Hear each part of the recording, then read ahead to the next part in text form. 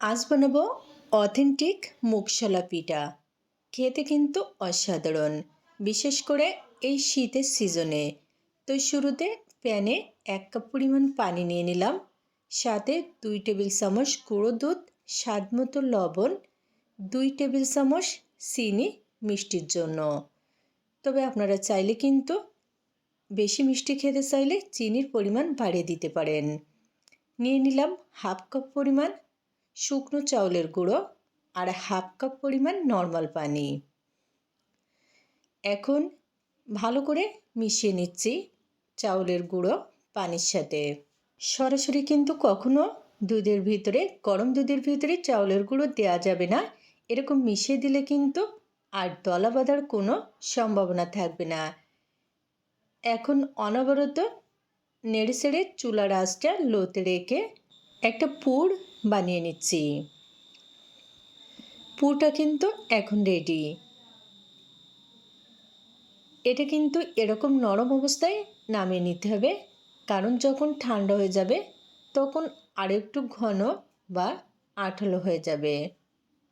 এখন একটা ডো তৈরি করব, এই জন্য প্যানে নিয়ে নিচ্ছি পরিমাণ মতো পানি, স্বাদ মতো লবণ, 1 টেবিল চামচ গুঁড়ো দুধ। তবে এখানে গুঁড়ো দুধ অপশনাল, আপনারা চাইলে কিন্তু এমনিতে পানি দিয়েও এই ডোটা তৈরি করে নিতে পারেন।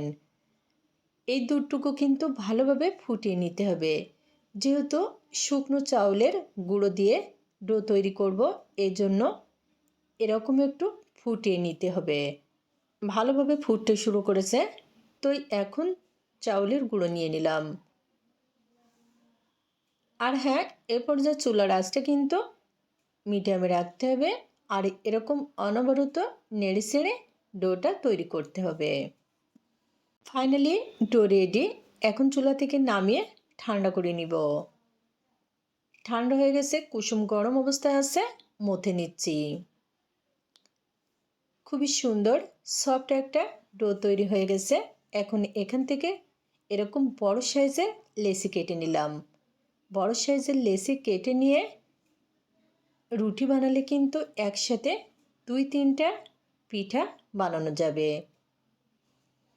আজকের এই মুগশলা পিঠাটা কিন্তু বানানো যতটা সহজ, খেতে কিন্তু অসাধারণ মজার। আমি কিন্তু বড় সাইজের একটা রুটি বেলে নিয়েছি, আর এই রুটি কিন্তু খুব বেশি পাতলা হবে না, একটু মোটা হবে।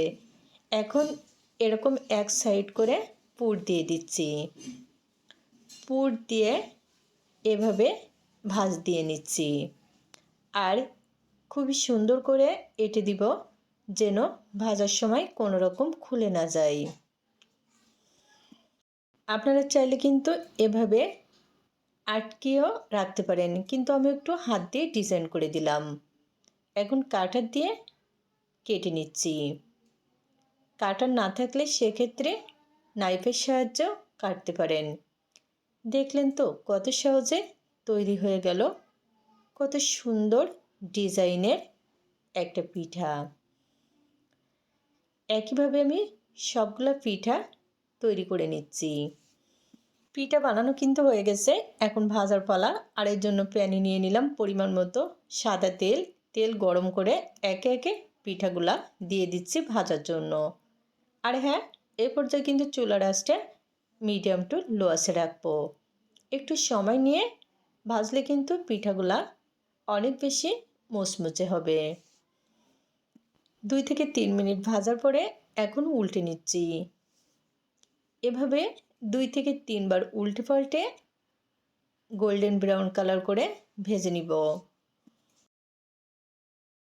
3 থেকে 4 মিনিট ভাজার পরে এখন দেখুন পিঠা কিন্তু খুবই সুন্দর একটা কালার চলে এসেছে, আর সেই সাথে ভালোভাবে ভাজা হয়ে গেছে। তো এখন তেল ছেঁকে তুলে নিচ্ছি। বন্ধুরা, আপনারাও চাইলে কিন্তু এই মুগশলা পিঠাটা একবার তৈরি করে দেখতে পারেন। অসাধারণ। আজকে আর নাই, অন্য কোনো দিন দেখা হবে অন্য কোনো মজার রেসিপি নিয়ে। ধন্যবাদ।